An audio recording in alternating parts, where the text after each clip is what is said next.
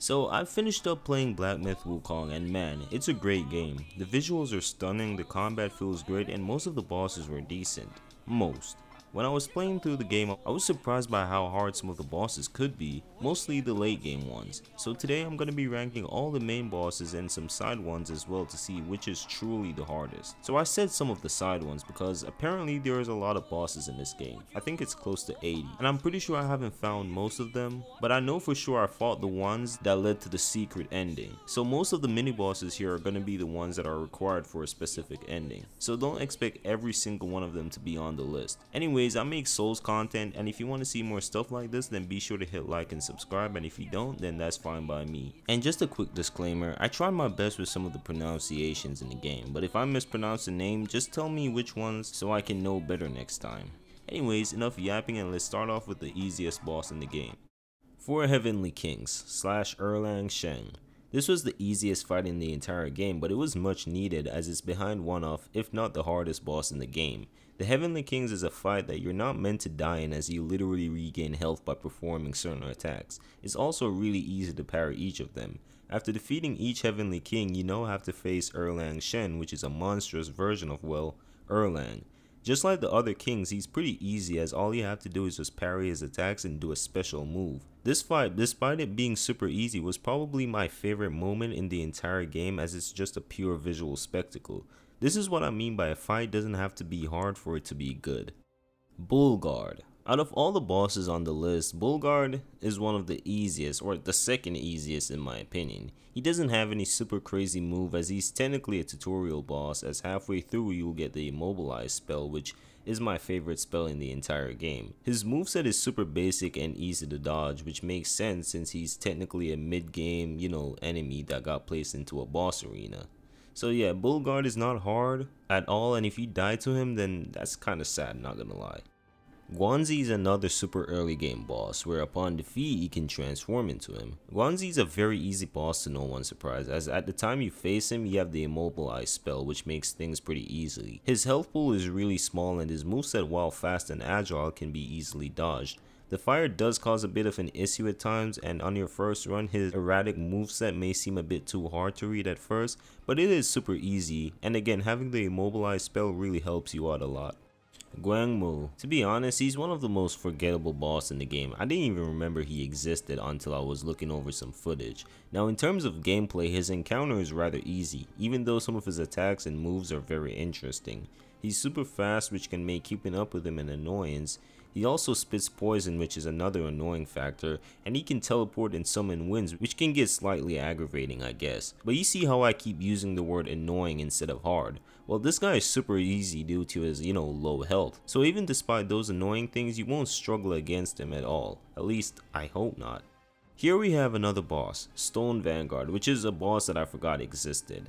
Man, there's so much bosses in this game, it's crazy. Anyway, Stone Vanguard did manage to kill me the first time, which is a bit embarrassing, but that was because I was panic rolling a lot, and his moveset wasn't difficult but somewhat new to me. However, on my second try, I managed to beat him with ease. Unlike most other bosses that I've yet to mention on the list, it doesn't have any special attack that's incredibly hard to evade. He's just your basic tank-like boss, and yeah, that's about it. Black Wind King, one of the first human-like bosses in the game. At first I thought he was gonna be hard due to him being super fast and having a sequence of attacks that can't be interrupted. By the way, it's the move where he turns into the flowing orb thingy. But he turned out to be really easy. The fight does feel a bit long due to how much he teleports and move around, but there isn't anything to worry about. Despite him being somewhat easy, his moveset is really cool and fun to dodge. Brown Iron Card. At the beginning of chapter 5, after defeating the first boss, you're gonna encounter another boss, the Brown Iron Card, who is blocking the path. First of all, what the hell is this design? Don't get me wrong, it's cool, but I've searched it up to see if the Iron Cards, yes, there are multiple of them. I wanted to see if they were in the original Journey to the West story, but I couldn't find anything on them, so that probably means that they were original to the game.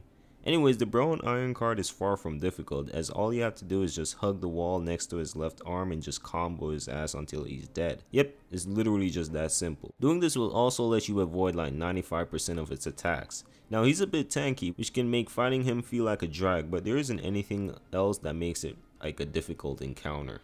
Gray Bronze card. Similar to the Brown Iron card, this thing is a gimmick fight. However, it's slightly more difficult due to the fact that you can't hug the wall and spam light attack combos.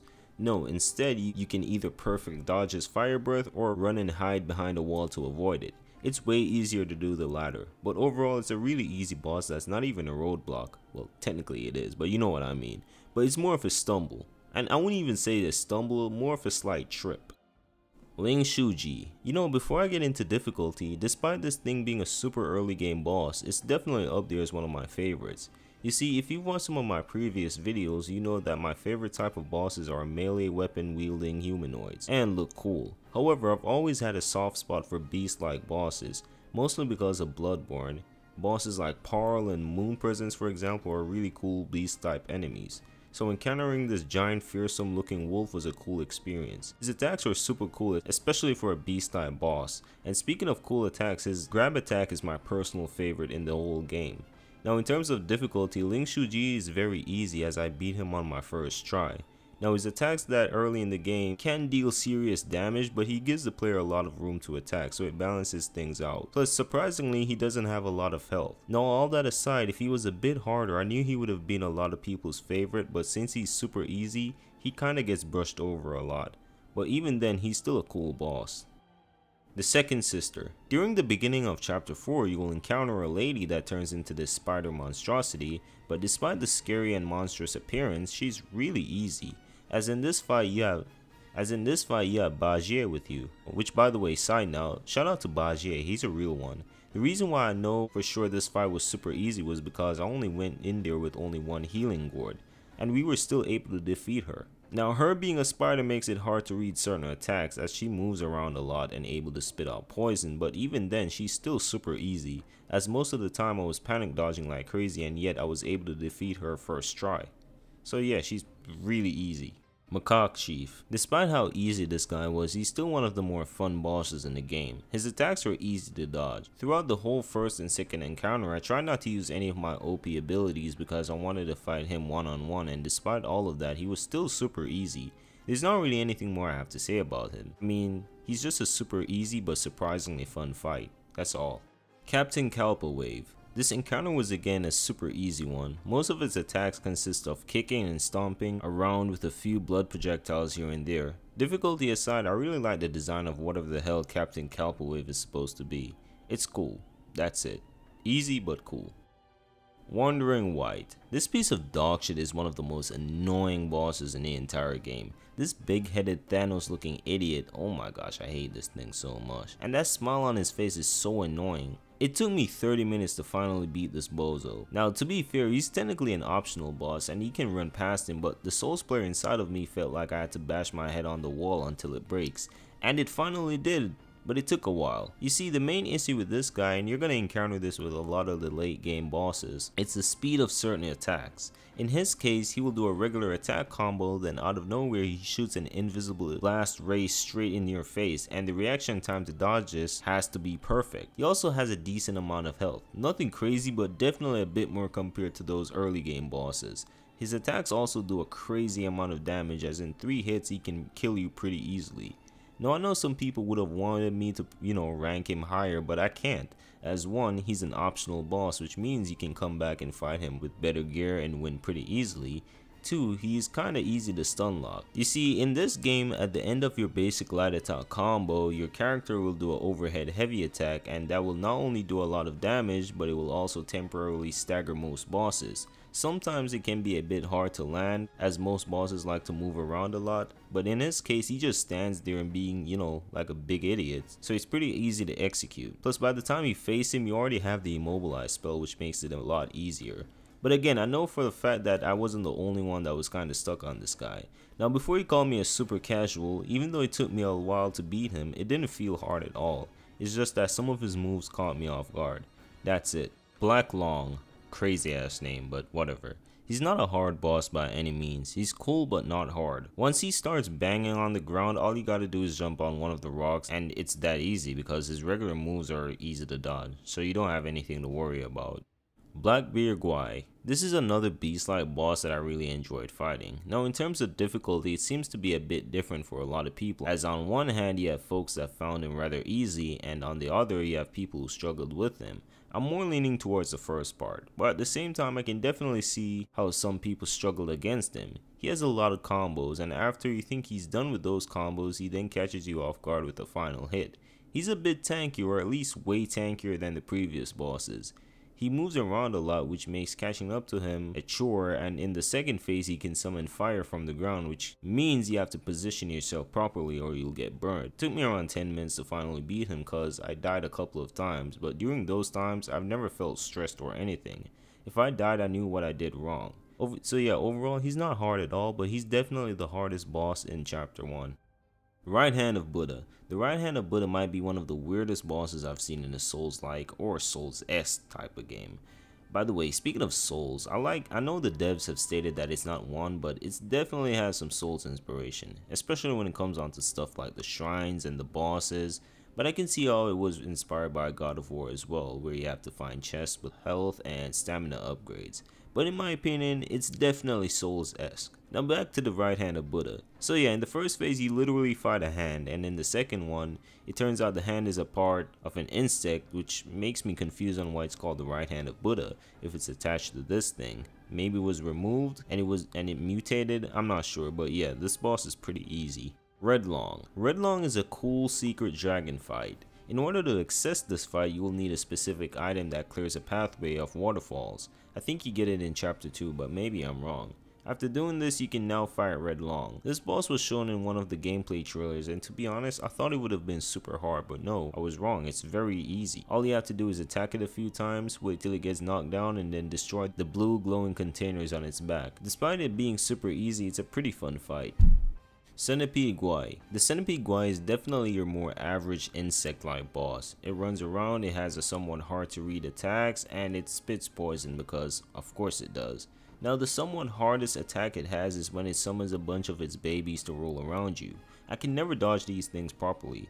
After that it curls up in a ball and rolls towards you multiple times. Now this move is pretty easy to dodge. After that you just fight it like regular again. That's it. It's just an easy boss. Violet Spider. While she isn't as hard as some of the other bosses I've yet to mention, she's definitely one of the more annoying ones.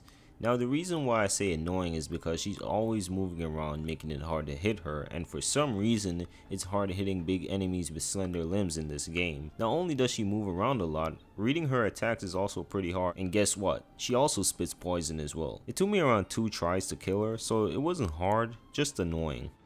Zhu Bajie. Bajie was our bro throughout the whole of chapter 3, so seeing him get temporarily corrupted by the spider lady was a bit heartbreaking. But that aside, despite Bajie's increase in size and aggression, he's rather easy. The first encounter is in the shrine area, and later on we find him in a muddy area. The second encounter is not hard, but he can turn into a giant mudfish made out of literal mud, and a giant hog as well. The hardest part of the fight is the arena, as since it's muddy it makes dodging slower than normal, which is kinda annoying as dodging is the only way you can counter an attack, because the devs seem to hate parrying, I guess. What's even crazier is that towards the end of the fight I took his health all the way down to the point where it wasn't even noticeable anymore.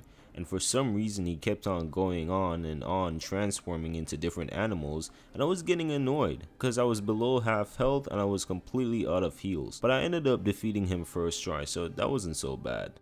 Bottom takes top, top takes bottom. First of all, the names of some of the characters are so weird, and I mean that in a good way. First you have the Right Hand of Buddha, and it's literally just a hand, and now you have this. So I'm assuming their names are top and bottom individually. Anyways, this is a duo fight, but surprisingly enough, it's not as bad or hard as some of the other ones in previous Souls-like titles. Now to be fair, I literally had an endgame level armor and the strongest weapon in the game, which is another required equipment you get later on, but despite this, I still think that without all of that, I would have not had a bad time with them. These guys are pretty fair as they don't try to fight you at the same time.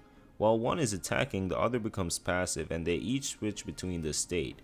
In the second phase they join together and become a ball, and now you have to dodge a sequence of attacks. After that, in the final phase the guy covers up under his shield, so now you have to focus on the girl while also dodging some of his occasional attacks. Again, it's not a hard fight at all, and sure, the shield can block some of your attacks, making it kinda difficult to spam, but again, they're not hard at all. At least when I fought them, they weren't. Now let's move on to the medium difficult bosses, or moderately difficult. These were the bosses that gave me some sort of issues, but they weren't really hard or anything. It's just that I wasn't locked in during their fights. Some of these guys I barely even died to, but during the fight, they were kinda giving me the work. And at this place we have Kanjing Long, who is one of the bosses previously shown in one of the earlier gameplay trailers, before the game even came out.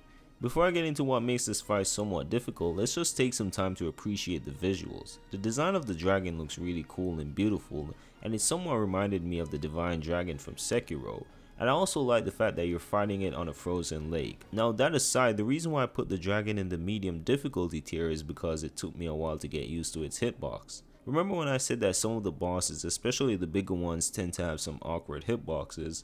To be honest, I don't even remember saying that, but in this case, since the dragon is floating, it's best to target its head, or hands, or legs, whatever it's called, because trying to hit its body while it's floating, yeah, good luck, because you're just attacking straight air. But that and the fact that Kanjing Long moves around a lot makes this fight not hard, but slightly difficult. Only slightly. Crimson Card. The Crimson Card has the appearance of the other cards, but this time it can move around. I don't remember dying to this boss, and if I did, it was probably only once, but I do know that the fight itself had me struggling to get hits in without being barbecued from behind. But again, it's still not hard. Rusty Gold Card. Similar to the Crimson Card, except this one is gold and has more health, which makes it slightly harder. Non-white. You encounter this guy around 2 times, and both of those times I didn't really struggle, but we were both trading hits. In my notes for this video I nicknamed him Sekiro Boss because unlike most bosses, he has a second bar above his health, which indicates his posture. And if you've played Sekiro, you can already tell that this guy is some sort of deflector, and there's only one other boss in the game that has this mechanic.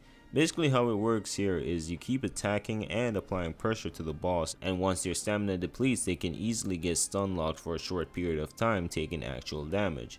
In his second phase, he incorporates poison in his moveset because of course he does, but everything else remains the same. Keep applying pressure and deplete his stamina and combo his ass, and yeah, that's pretty much it. Cyan Long.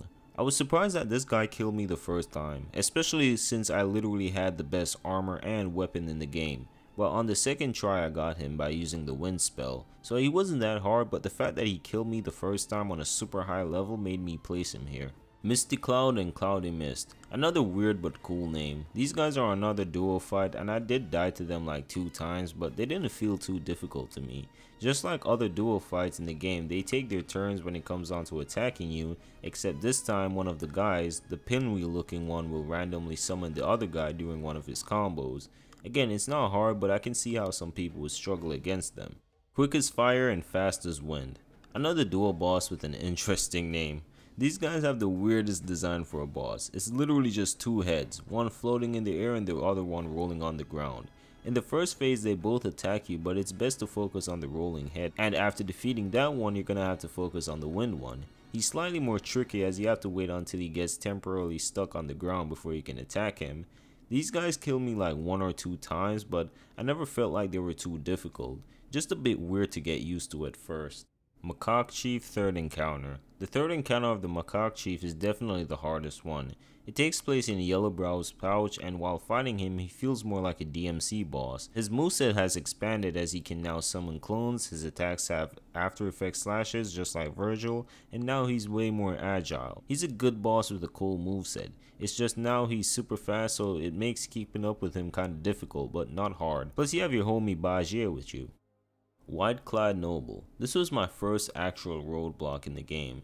It took me around 30 minutes to defeat him.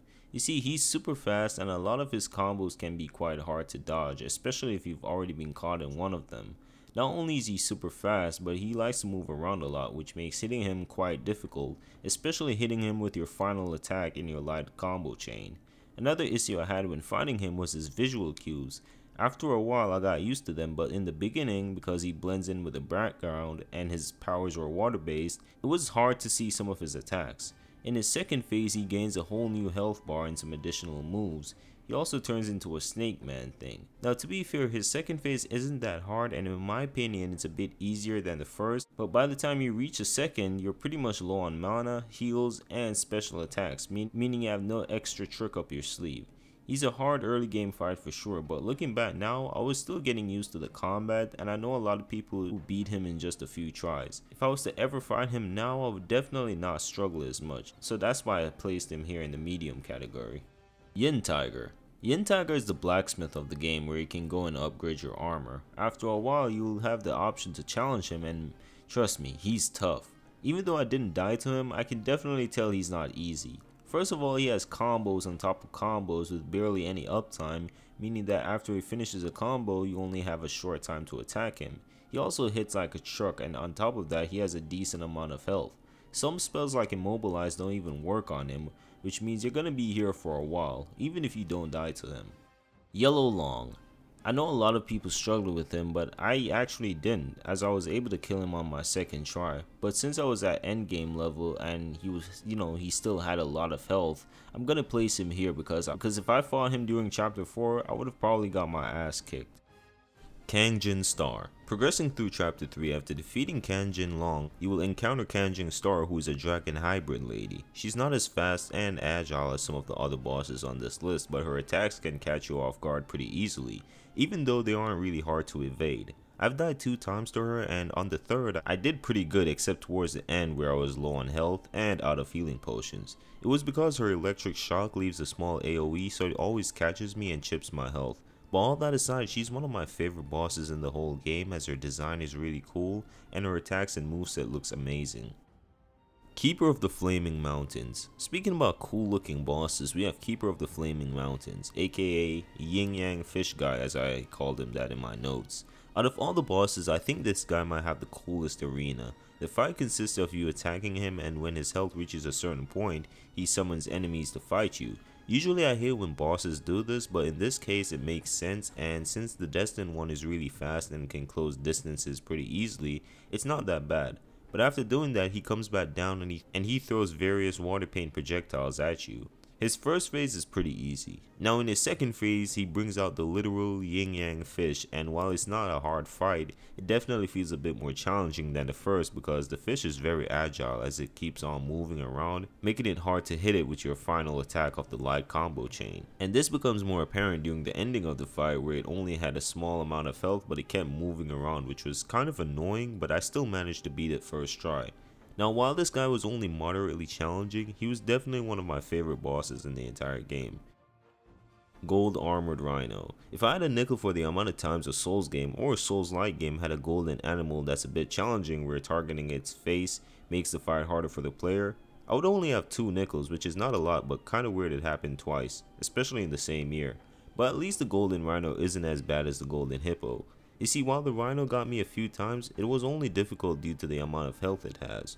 This thing is pretty tanky, and most of the time, even on my final run where I defeated it, I didn't have any heals left. The Golden Rhino is mostly a somewhat difficult encounter because you have to target its body as well and not its head, as every time you hit its head, the weapon will bounce off, leaving you temporarily stunned for a second. It also has lightning attacks when its horn is charged up. Now to break its horn, it's best to use the pillar stance with 3 focus points. Do this around 2 times and the horn will break temporarily, stunning the Rhino, while also making you able to hit its face without getting stunned. Doing this will make it unable to use its lightning attacks, but again only temporarily, as after a while it will regrow the horn and you have to repeat the process over again. So as you can see, the fight isn't hard, it's just super long due to the amount of health this thing has, and by the way, Bajier is here with you too, so that makes the fight a bit easier. Captain Wise Voice. Wise Voice is a cool looking boss, but to be honest, it's one of my least favorite. Not because I died to it a lot, because I only died to it like 3 times, but it's how long and drawn out the fight is for me. The fight is pretty simple. Target its injured leg, which will do damage to the boss, but a very small amount. Do this until it gets temporarily stunned, and now focus on its head, which in doing so will deal way more damage. This fight reminds me of the Tower Knight from Demon Souls, as it worked in the same way. Just rinse and repeat and that should be it. At least I wish it was. It takes a while to actually get it to get stunned, so you're gonna be here for a while. And the boss has a move where he can temporarily debuff your health. Now when it comes down to its attacks, most of them aren't hard to dodge, but again, it's the amount of health it has which makes fighting Captain Wise Voice feel more like a chore than an actual fun encounter. Its design is pretty cool though. Stone Monkeys. This is another fight that's not hard, but I wouldn't say it was super easy as well. Because sure, while you fight them with Wukong's OP staff, which has the best light attack combo in the game, which by the way, side rant, I wish we were able to use Jingle Bang's light attack combo after unlocking it. Sure, it would make the game a bit easier, but I hate when games give you a fun weapon only for it to be, you know, used in certain areas or nerfed. Don't get me wrong, you can still use the staff in any chapter of the game, and even without the OP moveset, it's still the best staff in the game as it does the most damage, but I just wish they wouldn't take away the moveset. But that aside, the Stone Monkey's first phase is just you fighting one of the monkey. After that, the second one appears and now you have to fight two of them, one being fire based and the other being ice based. They both take turns on who is the aggressor and who is the passive one, which is pretty nice. While one of them will attack you, the other one will do an AoE attack, which the fire one is a bit harder to dodge. But overall, they're not hard at all, just a tad bit difficult. Emerald Armed Mantis. The Mantis is one of the weirdest bosses because to access it, you need to wait for it to land in a specific area, then go on top of it and burn it. After doing so, you have to go to a specific part of the map, which will then trigger a cutscene which leads to the boss fight. It's so obscure for a boss that's mandatory. A lot of people were frustrated that they would die trying to burn it, which means you probably need to have a decent amount of health and also a burn resistant, potion or a talisman. I know they're not called talismans in this game, but I forgot what they're called. Because while I didn't do those things, I almost died trying to burn it. And for some reason, you have to go to a specific area in a very large section of the game. And remember, you're doing this without a map, so it's a bit difficult to know what you're supposed to do. But that aside, the hardest part about the Mantis is that it's really fast and has very little uptime, especially in the second phase. But I only died to it once, so I didn't really struggle on it, but I understand if a lot of people did. Now we're moving on to the hard bosses. These bosses are the ones that I struggled with a lot and it took me a while to beat them. Let's start with the Tiger Vanguard. Ever since the previous gameplay footages were shown before the release of the game, I always wanted to fight the Tiger Vanguard because I knew he was going to be challenging. And when I finally got to play it, after walking up the temple steps and seeing the blood pool with the tiger crouched over, I knew shit was about to get real. And really got because man, this thing gave me a hard time. One of the main issues I had was the fact that the iframes of some of his attacks, especially the sword ones, are very unforgiving. It feels a bit inconsistent. Sometimes I'll be able to dodge his attack slashes with ease and other times I'll get hit by it even though in my mind I dodged it perfectly. The other attack that always catches me off guard was the foot sweep, which he will do after one of his basic attack combos. He also has the ability to harden himself and do a sneak attack. But the main reason why he's hard is because he has a lot of health, which means the fight goes on for a while. Now despite him being hard and me dying 10 times to him, he's still one of my favorite bosses in the game. Duskvale. This is a boss that's in a secret area and man, he's hard, especially since he has a lot of health. But during the fight, the Scorpion Lord came in and fought it, which helped me out a lot on the first phase. And when I mean they both fight, I don't mean like in a way where one is helping you. No, they both can attack and kill you, so it's best to let the two of them duke it out as they both deal massive damage to each other.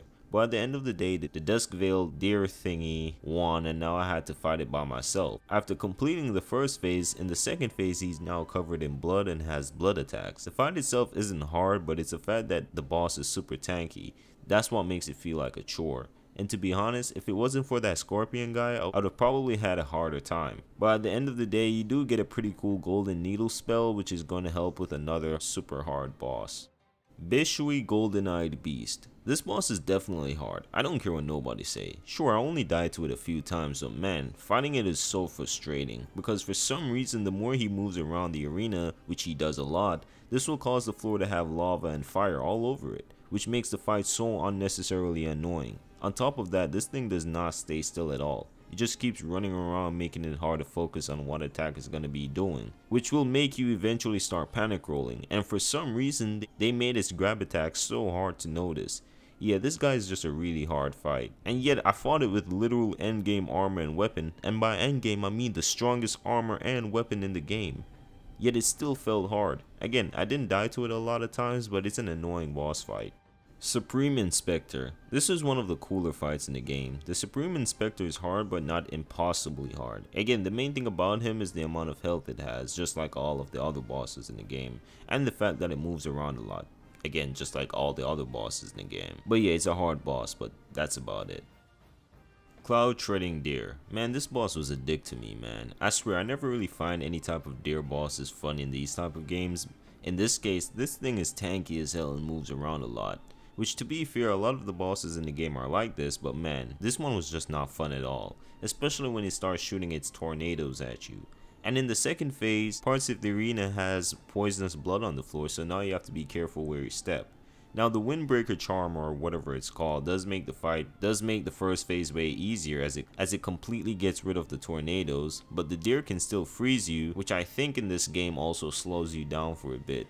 But yeah, this is a hard boss and not really a fun one at that. Yellow Wind Sage. Man, where do I even start? Out of all the hard bosses I've mentioned so far, he's one of the only ones I genuinely hated. First, let's talk about how his arena is set up. The arena is pretty big, but there's a layer of space behind the dust wind where the sage can go behind. Player can't attack or hurt the sage from this area, but he can do whatever he wants here. This pissed me off so much because I get you're trying to make the boss a bit, difficult, but there are more fun ways of doing so instead of making it frustrating. And it wouldn't be as bad if he just placed himself there just to cool off a little bit, but no, he goes behind the dust wind, which makes it hard to see what he's about to do, and he will sometimes attack you from there. Mind you, you don't even know what he's doing, so you just get hit out of nowhere. He also has a kick that will catch the player off guard because he mixes it within his combos. I swear, I've barely got hit by most of the boss's grab attacks in this game, but for some reason, he's the only one that spams that shit. And let's not forget, he has a lot of health. So yeah, he's a really hard boss. 100-Eyed Daoist. So remember when I said that a lot of the bigger bosses in the game had some weird hitboxes? Apparently I wasn't the only one with this issue, as Penguin Zero mentioned this as well, especially for the specific boss. Now again, I do love the presentation of this guy, and if I had a nickel for the amount of times a Souls game. But yeah, the design of the guy is pretty awesome. Now the boss fight itself is a bit weird, and sure, I don't hate it as much as other people do, but I will definitely say that his wonky ass hitbox was the main issue. For some reason, the hitbox on this guy is really small, meaning that you have to hit his really small slender legs. So if your staff accidentally targets the middle area in front of him, you won't be doing any damage at all. So the best bet is to target his side, but the boss makes it really difficult to do that. Again, this makes the fight a bit frustrating. However, he dials shit up in the second phase, and for some reason during this phase he halves your stamina bar, which means he can only dodge like 1 or 2 times before your character gasses out. He killed me so many times during this phase until I found out you can negate it by getting a golden needle. So I got the needle and killed him easily after that.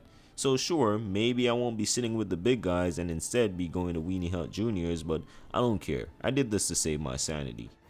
Now let's move on to a hard boss that's actually fun as hell. Here we have Red Boy. First of all, why is my boy hairline so receded? Like his shit starts in the middle of his damn head. Like shit's crazy. He looks like this kid here. Anyways, I struggled on this fight for around 25 minutes, but throughout all the tries and death, I've actually learned something. He's hard, but he's what I would consider a boss up my alley. He's fast, but his attacks can be dodged properly if you focus. He has a lot of health, but again, if you dodge most of his combos, you're pretty much good. But what used to catch me off guard while fighting him was his visual cues for his attacks. Due to there being fire everywhere, it's kinda hard to see what he's about to do next. He also has a lot of health, which makes the fight go on for a long time. But that aside, he's a great boss that's a right mix of challenging and fun. But yeah, he's no joke, he's really hard.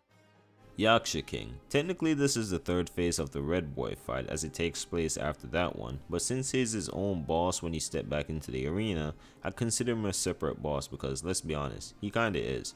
Now appearance wise, this guy looks really cool. While most of the other bosses in the game looks cool in their own right, he's the only one that actually felt like the devs just wanted him to look badass. And sure, his design is a bit, edgy compared to the other bosses in the game, but who cares? Edgy designs are cool, and he looks cool. Take a shot for how much times I've said cool in this video. Now Yaksha King is hard as hell as his attacks can catch you off guard. The one where he summons a bunch of spikes from the ground, the one where he shoots projectiles at you, and the one where he extends his blades and swing them around.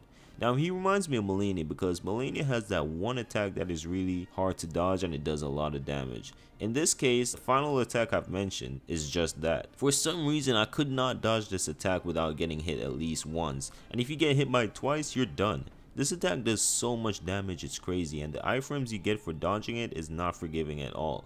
This attack was the main reason why I died to him a lot of times. But I guess it has a range limit, as during the final run of the fight where I finally killed him, before that he did that move again, but since I was at the other end of the arena, I avoided all the hits, which was good for me, I guess. But overall, apart from that, none of his other attacks really gave me any issues.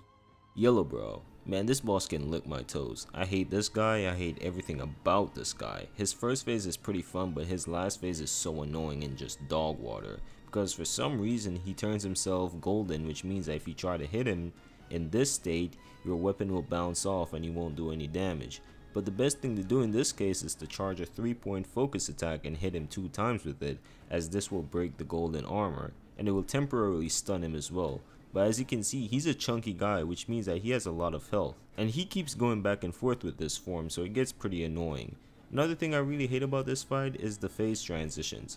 For some reason, when he attacks you during a cutscene, you will take damage from that specific attack after the cutscene finish plays out, which is just straight up bullshit. What made them think having a boss do something like this was a good idea? He's hard, like straight up hard, so I'm not going to talk about him anymore because he sucks, but yeah, he's insanely difficult, at least to me.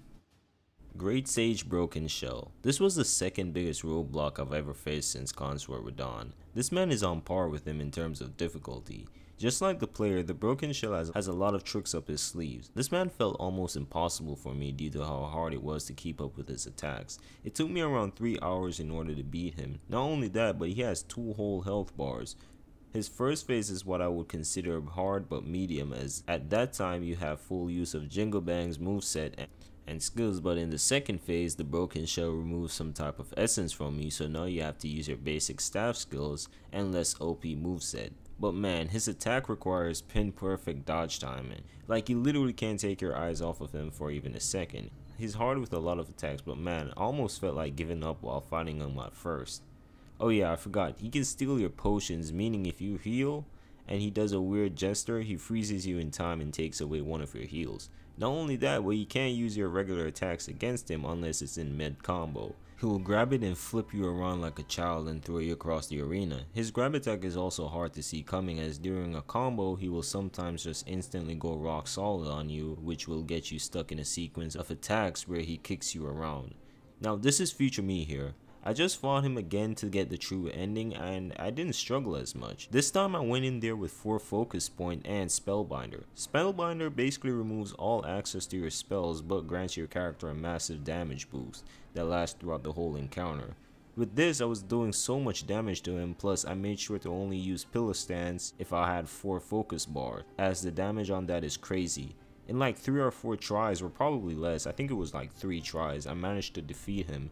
Now despite this, I'm still gonna keep him here, as he's definitely the second hardest boss fight in the game, at least to me. And I know a lot of people would have put him at number 1, and to be honest, I can't blame them. And now for the hardest boss in the game, we have Erlang the Sacred Divinity.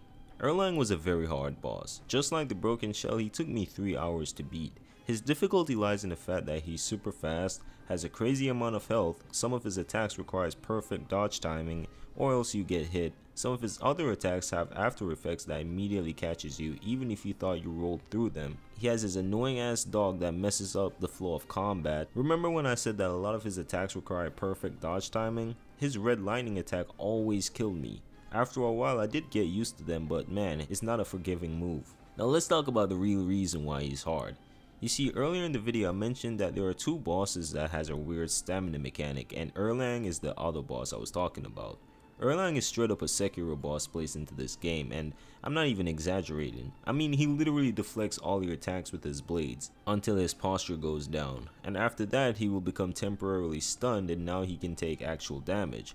However, this is only temporary as he can regain all his stamina again. But the best way to deal with his stamina is to use the wind charm thingy you get after defeating the Yaksha King, which is the final boss of chapter 5. Now it was almost a tie for Erlang and Broken Shell, but I had to go with Erlang for the hardest. I mean sure, the Broken Shell technically has 2 health bars, but so does Erlang if you count his posture meter, and he can refill his posture many times during the fight, so technically he has 3. And even with Spellbinder, this fight just feels super long and drawn out, but I don't hate it at all. But man, it's really challenging, and I would definitely put him up there with Consort Radahn. I swear, if this game had a better parry mechanic, some fights like Erlang and Broken Shell would have felt more fun in my opinion, even though Broken Shell is now my favorite boss in the game.